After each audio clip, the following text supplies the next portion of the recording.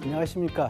이번 시간에는 주택관리사 자격증 5번째 시간으로 공동주택시설개론 설계에 대해서 계속 보시겠습니다. 급수 방식에 대한 걸 보도록 하겠습니다. 급수 방식은 4가지 정도로 나누는데, 먼저 수도 직결식에 대해서 보도록 하겠습니다. 수도 직결식은 상수도 본관에서 직접 공급하는 거예요. 상수도 사업소에서 물을 공급해주면, 그러니까 정수장에서 물을 공급해주면은 그대로 각 가정에 공급하는 방식. 이거는 주로 소규모 건물 같은 데서 또는 우리 일반 단독주택에서 일반적으로 많이 사용하는 방식이 바로 수도 직결 방식입니다. 그러다 보니까 이거는 가장 좋은 것은 뭐냐면 급수 오염될 가능성이 없다는 거죠. 왜? 그대로 오는 대로 그대로 사용하니까. 어디다 저장을 안 해놔요. 그래서 오염 가능성이 가장 작다. 두 번째, 구조가 굉장히 간단해지는 거죠. 세 번째로다가 급수가 정정이 되더라도 관계없이 급수가 돼요. 법적으로다가 이런 수도시설 같은 것들은 수도법에 의해서 1년에 2번씩 청소를 하게 되어 있습니다.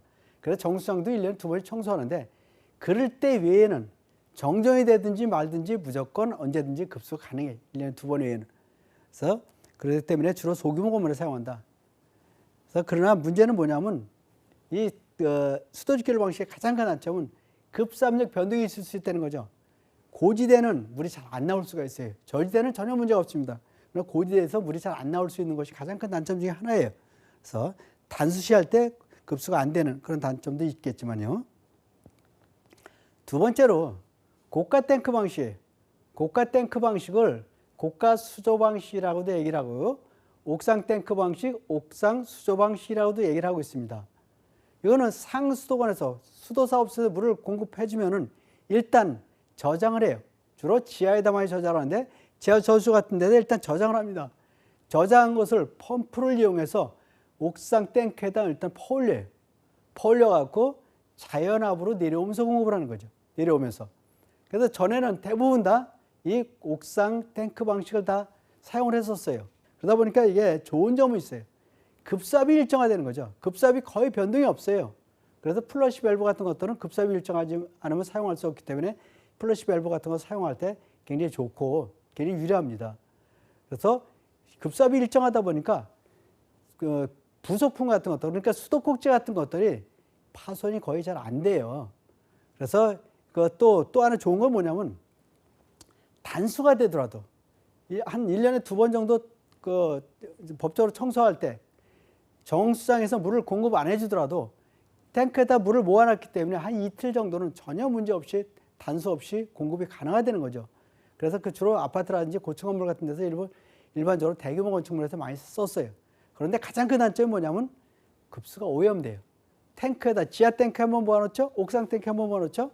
그러다 보니까 급수가 오염될 가능성이 높다. 두 번째, 구조물 보강이 필요하다는 거죠. 또 그래서 그러다 보니 여러 가지로 그러다 보니까 지금은 잘 사용을 안 하는 것이 바로 이 고가 수조 방식이에요. 세 번째로다가 요 세 번째를 보기 전에 기출문제 하나 보고 넘어가도록 하겠습니다. 이번에 관리 실무, 2차 과목인 관리 실무에서 출제됐던 문제인데요. 고가 수조 방식을 적용하는 공동주택에서 각 세대에 공급되는 공급 과정 순서로 옳은 것은 그랬어요. 이건 어떤 다르냐면, 기본적으로 다 제일 먼저 공급을 상수도 본관에서 공급을 하면은, 상수도 본관에서 공급을 하면 탱크, 지하 저수에다 모아놓는다 그랬죠. 지하 저수에다 모아놓고 펌프로다가 퍼올린다 그랬어요. 이 양수 펌프로다가 이렇게 퍼올린다 그랬죠. 이렇게 퍼올려요. 퍼올려서 어디로 가냐면 바로 고가수로 올려요. 고가수에서 내려오면서 자연압으로 내려오면서 계량기를 통해서 각 세대에 공급한단 말이죠. 그래서 정답은 두 번째에 내보니까 니은 상수 본관, 그 다음에 니을 지하 저수조, 세 번째로다가 양수 펌프를 이용해서, 그 다음에 비움 고가수조, 그 다음에 세대 계량기. 그래서 정답은 2번이 되겠습니다. 세 번째로 이제 압력 탱크 방식이 있어요. 이 압력 탱크 방식은 거의 사용을 잘 안 해요. 이건 뭐냐면, 이것도 지하 저수소까지 받는 건 똑같아요. 고가수소와 마찬가지로 지하 저수소까지 받는데, 또 펌프로 퍼올리는데, 옥상으로 퍼올리는 게 아니라 그 옆으로 다 퍼올려요. 옆으로 일단 퍼올려요. 지하 저수소에 있는 물을 지상까지 퍼올려요. 그런 다음에 거기다가 옆에다가 압력 탱크라는 걸 하나 설치해가지고 거기다가 컴프레셔를 이용해서 압을 밀어줍니다. 컴프레셔 압이 세면은 물 수압이 세지겠죠. 컴프레셔 압이 약해지면 수압도 약해질 거란 말이죠. 그런데 문제는 뭐냐면 어느 집에서 첫 번째 집에서 물을 쓴다. 저층 세대에서 물을 쓴다. 고층에서 물이 안 나올 수밖에 없어요. 왜? 수압이 뚝 떨어진단 말이죠. 컴프레셔 압력이 떨어지니까. 그렇기 때문에 급수압 변동이 너무 심해요. 이거는 급수압 변동이 가장 심한 방식이에요. 그래서 어느 때 쓰느냐? 혼자 쓸 때. 국부적으로 고압을 필요로 하는 경우에 쓰는 거예요. 아주 높은 압력을 필요로 할 때, 고압을 필요할 때 그때 사용하는 것이 바로 압력 탱크 방식입니다. 그러다 보니까 좋은 점은 뭐냐면 그래서 고가 이 방법은 옥상에도 옥상 탱크 없어도 돼요. 깨끗하잖아요. 그런 것은 굉장히 좋은데 탱크에 설치 제한을 받지 않고 그래서 이런 것들은 다 좋아요. 그렇지만은 그만큼 단점을 많이 갖고 있단 말이죠. 단점을. 압력 변화가 가장 심하기 때문에 가장 심한 방식이다. 또 컴프레셔를 설치하다 보니까 컴프레셔 관리하기가 굉장히 좀 어렵단 말이죠. 그런 단점을 갖고 있단 말이죠. 이게. 그래서 거의 잘 사용을 안 해요. 그러냐. 공동주택에는 거의 사용을 안 하는 방법이에요. 가장 많이 사용하는 방법 바로 부스터 방식입니다. 가압 펌프 방식이라도 얘기를 하고 있고 펌프 직송 방식이라는 말도 써요. 이런 어떤 방식이냐? 바로 지하 저수에다가 물을 받는 것까지 같아요. 전부 다. 같은데 지하 저수에 물을 퍼올리는데 바로 이런 부스터 펌프를 이용하는 거죠. 부스터 펌프를 이용해 갖고 그래서 센서를 갖다가 그 센서를 여기 입구 쪽에 하나 설치하고 나가는 쪽에 하나 설치, 출구 쪽에 하나 설치를 해놔요. 그러나서 최상층을 기준으로 해서 가장 높은 층을 기준으로 해서 수압을 점검해서 최상층 기준으로 해서 수압을 딱 맞춰놔요. 그럼 세대에서 물을 쓰겠죠. 그럼 압이 뚝 떨어질 거잖아요. 압이 떨어지면 센서가 신호를 보내요. 신호를 보내면은 판넬에서 그 신호에 따라서 펌프를 돌려주는 거죠. 사용량만큼 펌프를 돌려요. 펌프를 돌려서 공급하는 방식이 바로 부스터 펌프 방식, 펌프 직송 방식이라는데 이게 왜 좋느냐? 여러 가지 특징이 있습니다만 이게 좋은 것은 최상층의 수압을 마음대로 조정할 수 있는 방법이에요. 그러다 보니까 최상층의 수압을 조절할 수 있는 방법 이거밖에 없어요. 다른 방식은 수압을 조절을 못 하거든요. 다른 것은. 그래서 왜냐하면 고가 수조 방식이라든지 압력 탱크 방식, 수도 직결 방식은 최상층의 수압이 조절이 안 돼요. 그래서 왜 고가 수조 방식은 최상층에서부터 옥상 탱크가 높은 수압이 세는데 그렇지는 않잖아요. 그래서 수압이 약하단 말이죠. 그런데 이거는 마음대로 펌프에서 조정이 가능하단 말이죠. 이 방식은. 그래서 요즘에는 대부분이 다 이 방식으로 바뀌고 있어요. 부스터 방식으로. 그래서 전에 탱컴 니스 방식이라는데 지금 그렇지는 않고 지금 그래서 가압 펌프 방식 또는 펌프 직송 방식이라는데 이건 두 가지겠습니다. 운전 방식이 바로 정속 방식과 변속 방식으로 하는데 정속 방식이라는 어떤 방식을 얘기하냐면 정속 방식이라는 것은 그래서 대수를 제어하는 방식이에요. 한 대 가지고 모자라면 두 대를 돌려요. 두 대 갖고 모자라면 세 대를 돌려버려요. 이거는 뭐냐면 대수가 물은 조만큼을 쓰더라도 한 대가 돌아가는 거예요. 1만큼을 쓰더라도 1을 필요로 하더라도 펌프 용량이 100인데 1을 필요로 하더라도 펌프는 무조건 한 대가 돌아야 돼요. 예를 들어 10이 필요해도 한 대, 100이 필요해도 한 대가 돌아간다는 말이죠. 그런데 변속 방식은 회전수를 제어하는 방식이라 해가지고 필요한 양만큼만 돌아요. 예를 들었을 때 1이 필요하면 1만큼만 조금만 돌아버려요. 10이 필요하다면 10만큼만 돌고 100이 필요하다면 한 대가 돌아버린단 말이죠. 그래서 굉장히 에너지를 절약할 수 있는 방법 중에 하나가 바로 이 변속 방식이라 그래요. 그래서 굉장히 좋은 방식이죠. 이거는 대수를 제어하는 게 아니라 회전수를 제어하는 방식이기 때문에 그래서 정속 방식과 변속 방식이 두 가지가 있다는 얘기겠죠. 그래서 가장 좋은 건 최상층 수압을 크게 할 수 있는 건 가장 좋은 거예요. 옥상 탱크도 필요 없으면서도. 그런데 대규모 건물 같은 데 대부분 다 이걸 쓴단 말이죠. 수지로염도 그래도 고가 수조 방식보다는 좀 작은 편이고 그래서 펌프를 교운전이 가능하고 그래서 다 좋긴 한데 단점은 뭐냐면 전부 자동 제어 시스템이에요. 자동 제어 시스템이다 보니까 고장 나면은 수리하는 데 좀 어려움이 있습니다. 또 설비비가 일반적으로 더 설비가 좀 많이 들 수가 있고요. 그래서 펌프에 단락이 잤다 그랬는데 펌프에 단락이 잤다는 건 뭐냐면 펌프가 돌았다 멈췄다를 반복한다는 거예요. 그러다 보니까 전에 같은 때는 펌프가 계속 돌다 말았다 그러다 보니까 탱크 리스 방식이라는 말을 썼었는데 지금은 압력 탱크를 사용하고 있어요. 여기도. 왜? 압력 탱크를 설치해서 물을 조금씩 쓸 때는 압력 탱크에서 압을 밀어줍니다. 그래서 펌프를 안 돌려버려요. 압력 탱크를 밀고. 그러다 물을 계속 쓰면은 압력 탱크 압이 뚝 떨어지잖아요. 그럴 때 펌프를 돌려서 다시 압력 탱크에도 압을 채워놓고. 그래서 펌프가 단락 잦은 것을 보완해 주는 것이 바로 압력 탱크예요. 그래서 그렇기 때문에 지금은 부타 방식 또는 가압 펌프 방식, 펌프 직송 방식이라고 하고 있습니다. 그래서 기출문제를 하나 보도록 하겠습니다. 20회 때 나왔던 기출문제인데 급수 설비에 관한 설명으로 맞는 것 찾는 겁니다. 이게 맞는 것 찾는 게 더 어렵다 그랬죠. 수도 직결 방식은 상수도 관의 공급 압력에 의해서 급수하는 방식. 여기까지 맞았겠죠? 대규모 및 고층 건물에 사용된다. 대규모에서 사용할 수 없다 그랬죠? 고층 건물에도. 그 상수 본관에서 공급해 주는 대로 그대로 사용하는 거기 때문에. 그래서 어디 사용한다 그랬냐면 소규모 건축물에 사용한다 그랬어요.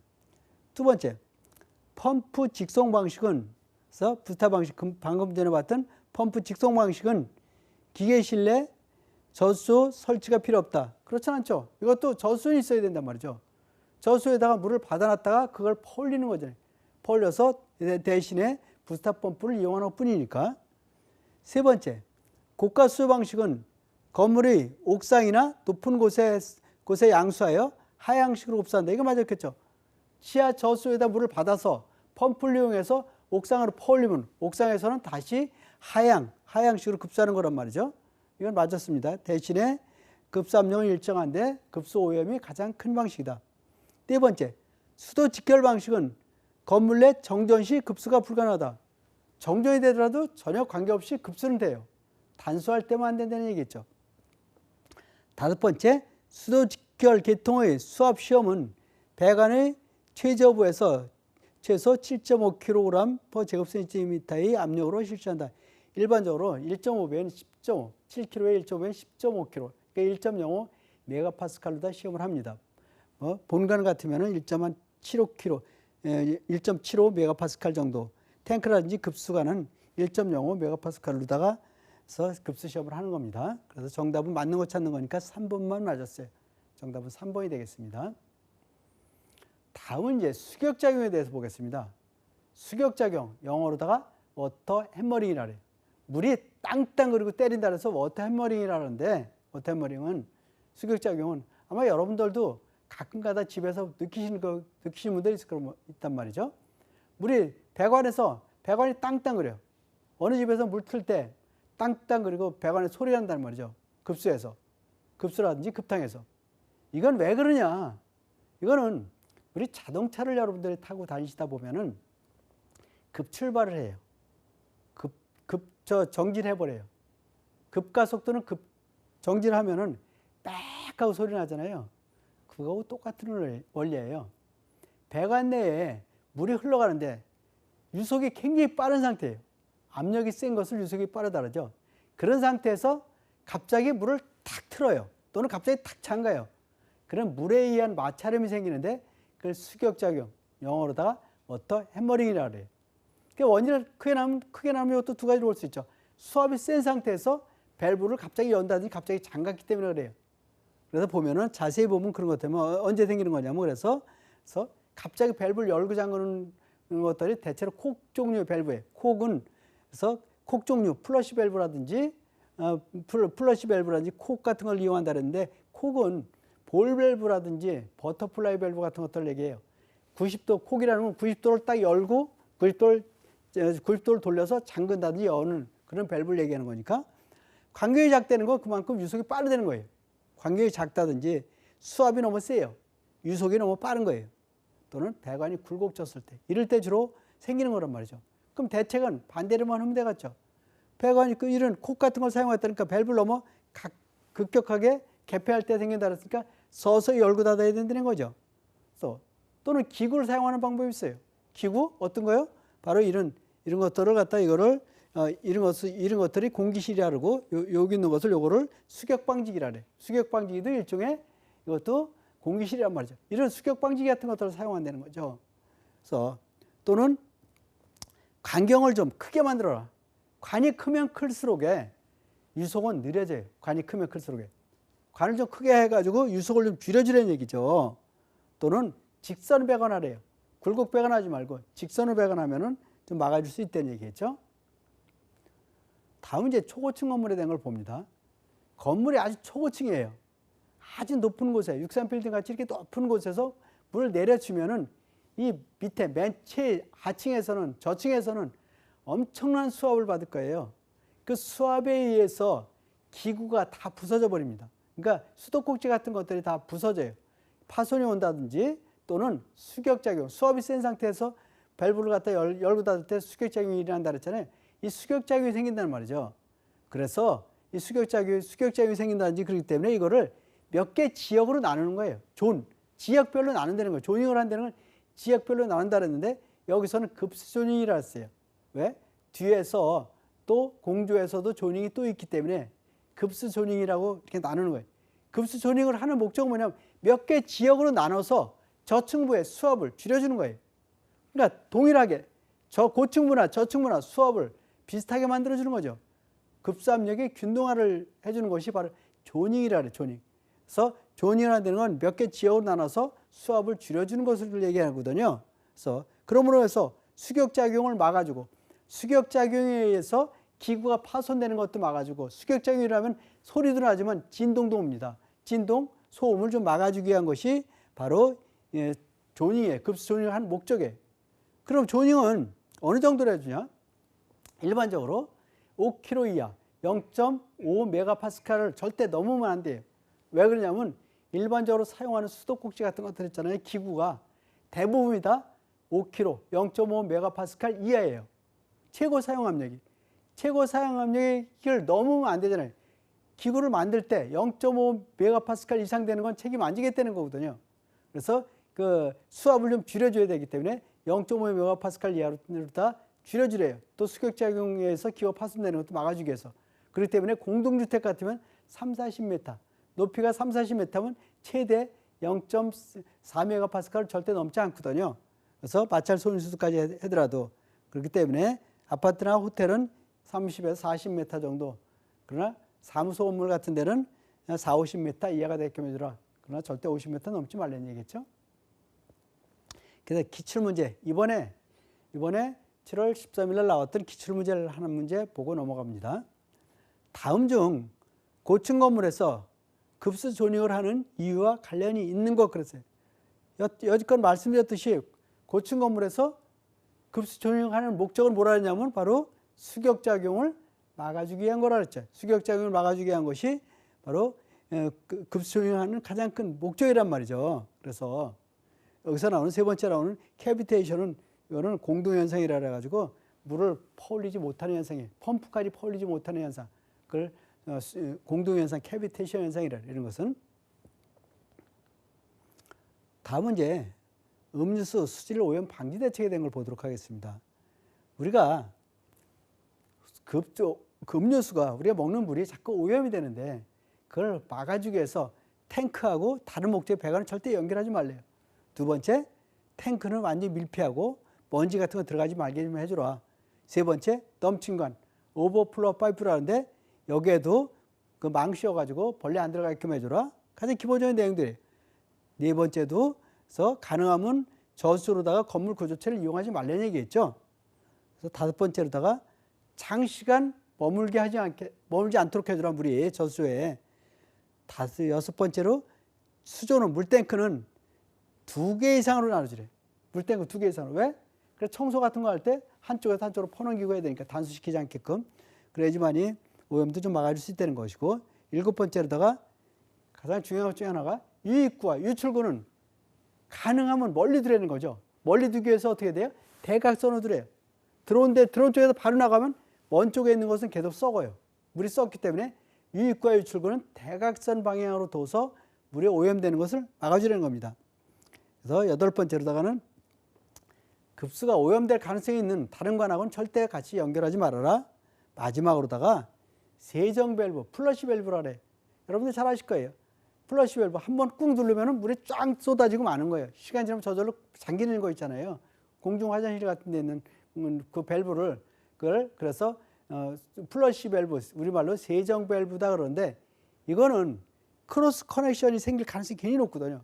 크로스 커넥션이라는 것은 급수가 오염되는 현상이에요. 이 세정 밸브를 사용하는 과정에서 어떤 경우가 생기냐면 세정 밸브 사용하다 보니까 이게 고장이 나는 경우가 생겨버려요. 고장이 났을 때 또 고장이 나가지고 거꾸로 반대로다가 타고 들어가면 안 되는데, 그래서 배수관이 막혀가지고 타고 들어가네. 거꾸로 타고 들어가서 급수가 오염되는 현상을 갖다 크로스 커넥션이라고 그러는데, 주로 고가수 방식에서 많이 생기는데, 이런 크로스 커넥션이 생기지 않게 하기 위해서 토수 공간을 둔다든지, 또는 이 플러시 밸브에는 반드시 진공 방지기, 그래서 버큰 브레이커라는 진공 방지기를 반드시 설치해 주래. 그걸 반대로 다른 말로 다 역류 방지기라도 얘기를 하는데, 바로 진공 방지기를 반드시 설치해서, 이런 거 설치했기 때문에 역류 방지기, 진공 방지기라고 그러더니, 저걸 설치해서 크로스 커넥션을 방지한다는 거죠. 그다음에 이제 접합, 배관 재료를 좀 보도록 하겠습니다. 배관 재료. 배관에서 보시면은 이런 연결하는데 서로 연결하는 재료들이, 그래서 뭐 관은 여러 가지 관이 있겠죠. 그래서 강관도 있을 것이고, PVC 관도 있을 것이고, 거기에 스테인리스 관도 있고, 동관도 있고, 여러 가지 관들이 있는데, 그 중에서 관을 연결할 때 사용하는 배관 접합 재료인데, 그래서 굴곡진대, 기역자로 구부러진 데는 엘보라는 걸 씁니다. 엘보와 밴드를 쓰는데, 밴드는 그래서 용접용이고, 엘보는 나사로다 접합용이란 말이죠. 두 번째, 분기할 때. 분기할 땐 T자 모양이 생겼다 T, 요 크로스, 십자 모양이 생겼다 그래서 크로스라래. T나 크로스를 사용한다. 그런데 직관을 연결한대. 직관을 연결할 땐, 그래서 저런 소켓에다가 저 백커트만에 있는 니뿔을 연결하는 거예요. 맨 끝에 있는 저런 그 니뿔을 갖다가 그래서 소켓에 끼우는 거겠죠. 커플링, 서로 연결하는 걸 커플링이라 하잖아요. 배관과 배관을 연결하는 거예요. 그래서 사랑하는 사람끼리, 남녀끼리 똑같은 커플 반지 낀다는 얘기를 하잖아요. 서로 연결하는 반지 낀다는 얘기를 하잖아요. 그 마찬가지로 연결한다는 얘기예요. 그래서 이런 것은 배관 같은 것들이 어디 중간에 연결할 때, 서로 연결할 때 커플링을 사용하는 거거든요. 그 다음에 유니온이라든지 프렌치라는 것이 있는데, 여기 요게 프렌치고 요게 유니온입니다. 그래서 이 유니온은 작은 관을 쓸 때 이런 유니온을 써요. 작은 관을 쓸 때는. 그러나 프렌치는 큰 관을 쓸 때는 거죠. 그 다음에 이제 관이 틀려요. 큰 관과 작은 관을 연결할 때는 이런 이경관을 사용한다든지, 또는 네두샤라 그래. 네두샤와 부싱 같은 것들을 이용하는데, 네두샤는 보면은 보시다시피 두 개가 다 안쪽으로 다 산이 돼 있어요. 큰 관에서 작은 관을 연결해. 그에 반해서 부싱은 하나는 겉에다 연결하고 하나는 안에다 끼는 거죠. 그래서 이걸 부싱이라 그래. 그다음에 이제 말단에는 캡이라든지 플러그를 사용하는데, 이 플러그는 앞에서 봤던 소켓 같은 데다 끼워서 구멍을 틀어막는 거예요. 근데 이 캡은 니뿔 같은 데다 뚜껑을 모자처럼 덮는 것을 갖다 캡이라 그래. 그래서 말단에만 사용하는 거죠. 그래서 말단을 막을 때. 그다음에 이제 밸브를 봅니다. 밸브에서 보면은 게이트 밸브를 슬로우스 밸브라고도 얘기를 하는데, 글로우 밸브하고 겉모양은 동일합니다. 잘 몰라요. 겉모양으로 봐갖고는 전혀 몰라요. 그래서 표가 안 나요. 그런데 뭘 보고 하느냐? 안에가 틀려요. 내부 구조가 슬로우스 밸브, 게이트 밸브, 일반적으로 우리가 사용하는 대부분의 밸브들은 이 게이트 밸브, 슬로우스 밸브인데, 이거는 가운데가 구멍이 뻥 뚫려서 여기서 이걸 잠그면은 여기를 딱 막아버려요. 둥그런 것이 있어 내려오면서 딱 막아버려요. 그래서 열고 닫고를 해주는데, 그에 반해서 이 글로우 밸브는 여기가 들어올 때 여기에는 위에가 막혔고 여기는 밑에가 막혔고 그랬어요. 한쪽은 위에가 막혔고 반이 한쪽에는 위에가 막혔고 한쪽에는 아래가 막혔어요. 그래서 이거는 이 슬로우스 밸브 쭉 와버려요. 그냥 쭉 오는 데 반해서 이 글로우 밸브는 오다가 이렇게 크랭크로 와버려요. 크랭크로 오다 한번 꺾이고 다시 한번 꺾이고 이렇게 꺾여서 온단 말이죠. 그러다 보니까 마찰 저항을 굉장히 많이 받아요. 글로우 밸브는.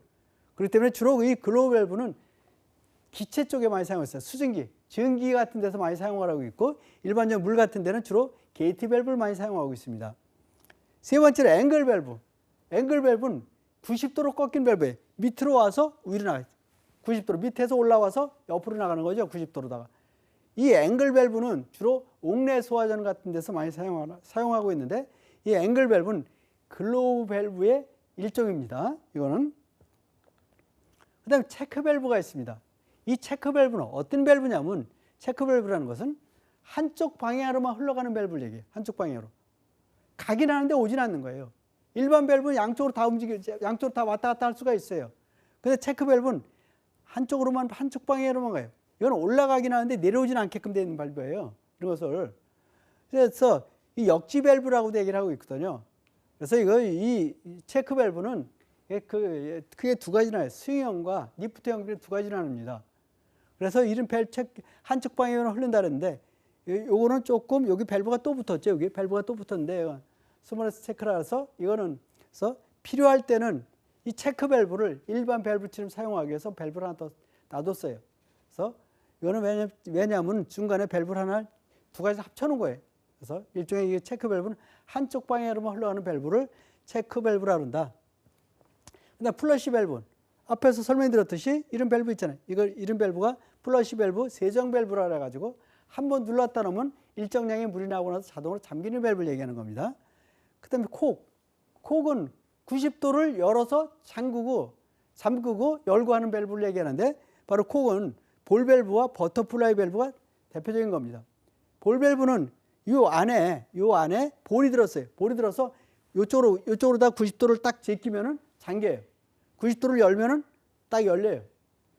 구슬 같은 건데 구멍이 빵 뚫렸거든요. 그래서 90도를 제끼면 열리고 잠기는 밸브를 갖다 그래서 볼 밸브라고 한다. 근데 요거는 버터플라이 밸브, 나비 밸브라 그래가지고 나비 모양이 생겨서 여기 양쪽으로 다 이렇게 나비처럼 날개처럼 붙어 있단 말이죠. 그래서 요거는 열었으니까 완전히 열렸단 말이죠. 근데 이렇게 잠그면 이런 식으로다가 잠기는 거죠. 이런 밸브로 해서 콕 종류란 말이죠. 버터플라이 밸브와 볼 밸브를 그래서 이걸 콕이라 그래요. 콕. 기출 문제 하나 봅니다. 원층의 유량 조절 장치를 90도로 이미 각도 많고 회전시킴으로써 유량을 제어하는 거 바로 이런 것을 콕이라 했죠. 그래서 정답은 5번이 되겠습니다. 볼 밸브와 버터플라이 밸브가 여기 들어갈 거예요. 그래서 감압 밸브가 있어요. 압력을 조절해주는 감압 밸브, 요 밸브는 안전 밸브. 또 스트레이너라 그래가지고 요거는 찌꺼기를 걸러주는 거예요. 요게 이렇게 망이 있습니다. 망이 있어가지고 물이 이렇게 들어오면 찌꺼기에 다 걸러주는 거죠. 찌꺼기를 걸러주는 것을 갖다가 이걸 스트레이너라 그래요. 볼 때면 여러분들이 아마 화장실 변기에서 많이 보였을 것 같아요. 그래서 이번 시간에 여기까지 보는데요. 그동안에 여러분들이 강의를 들어주시느라고 대단히 수고 많이 했습니다. 감사합니다.